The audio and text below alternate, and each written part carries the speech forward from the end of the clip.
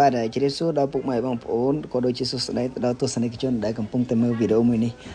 ថ្ងៃនេះខ្ញុំចង់នាំអារម្មណ៍អ្នកទាំងអស់គ្នាទៅទស្សនាកន្លែងមួយជាកន្លែងនេះថាវាដូចកំពង់សោមណាតែវាមិនមែនជាកំពង់សោមទេអញ្ចឹងណាវានៅតាមឆ្នេរហើយជាក់ស្ដែងទេខ្ញុំថ្ងៃនេះសម្រាប់ពីធ្វើការហើយខ្ញុំក៏អបសក់មែនទែនក៏សម្រាប់ចិត្តថាអូននាំប្រពន្ធនាំបងប្អូនអីជីដាក់មកឡានទៅលេងកន្លែងហ្នឹងដើម្បីយើងបង្កាត់ភាព stress ជាក់ស្ដែងទេខ្ញុំជិះតាមផ្លូវទេសភាពស្អាតមែនទែនហើយមានឡានមានអីច្រើនមែនទែនហើយខ្ញុំសូមប្រាប់ដល់បងប្អូនជិះឡានត្រូវមានការប្រុងប្រយ័ត្នទាំងអស់គ្នាដូចជាក់ស្ដែងទេថ្ងៃហ្នឹងខ្ញុំជិះទៅក៏មានបញ្ហាគ្រោះថ្នាក់ចរាចរណ៍នៅ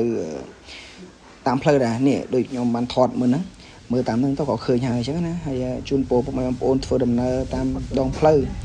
ថែសារសុខភាពទាំងអស់ហើយខ្ញុំមានអារម្មណ៍ថាផ្លូវទៅកោះកុងនោះគឺស្អាតមែនទែនខ្ញុំខានទៅយូរមែនទែនហើយផ្លូវគេអូខេខ្ញុំទទួលស្គាល់ថាវាស្អាតហើយឡានក៏ធំដែរអញ្ចឹងហើយខ្ញុំក៏អត់មានអីញ៉ៃដែរវីដេអូហ្នឹងក៏មានតែជូនពរបងពុកម៉ែបងប្អូនដែលធ្វើដំណើរតាមផ្លូវជូនពរសុខភាពហើយមួយទៀតខ្ញុំចង់សួរអ្នកទាំងអស់គ្នាតើអ្នកទាំងអស់គ្នាមានស្គាល់កន្លែងហ្នឹងអត់បើស្គាល់ខ្ញុំជួយខមមិនប្រាប់ខ្ញុំម្នាក់មួយមកហើយខ្ញុំបារម្ភថាកន្លែងហ្នឹងអីខ្ញុំបើសម្រាប់ខ្ញុំវាលើកទី1សម្រាប់ខ្ញុំតែសម្រាប់អ្នកដែលធ្លាប់ទៅគេថាវាធ្លាប់ស្គាល់ហើយអញ្ចឹងណាហើយខ្ញុំ fresh មែនទែនកូននំប្រពន្ធជិះដើរលេងទៅប្រពន្ធប្អូនថ្លៃបងថ្លៃយីរួម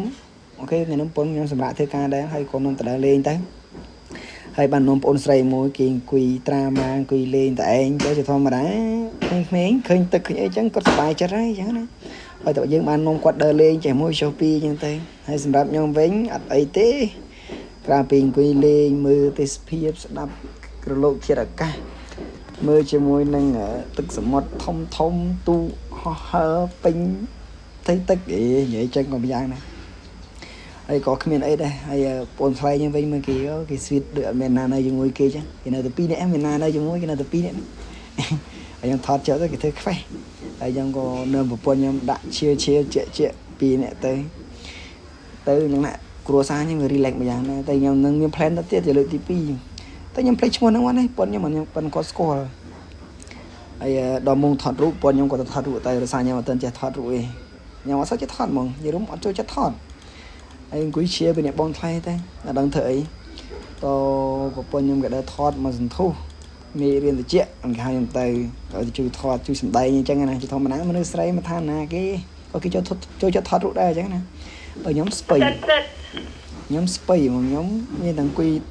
ឈៀលជាអីហ្នឹងមានតែប៉ុណ្ណឹងអត់មានអីច្រើនទេហើយបន្ទាប់ពីខ្ញុំអង្គុយឈៀលជាអីព្រោះខ្ញុំខឹងខ្ញុំទេអត់ទៅជួយថតរូបអត់ទៅជួយសម្ដែងអីមួយគេក៏រត់ទៅកាន់ដៃកាន់ជើងទៅពិតគ្មានចេះខ្មោចទេខ្ញុំចេះសម្ដែងគេថាអូម៉ូយើងបានថតរូបអីជាមួយប្រពន្ធមួយអីចឹងណាហើយវីដេអូនេះមានតែប៉ុណ្ណឹងឯងអញ្ជើញទេពុកម៉ែបងប្អូនទាំងអស់គ្នាមើលជាមួយនឹងអាកាសធាតុទៅព្រោះមេឃនេះរូបហើយតើតើនឹងអាកាសធាតុកន្លែងហ្នឹងគឺស្អាតមែនទែនខ្ញុំក៏ចេះសម្ដែងទៅ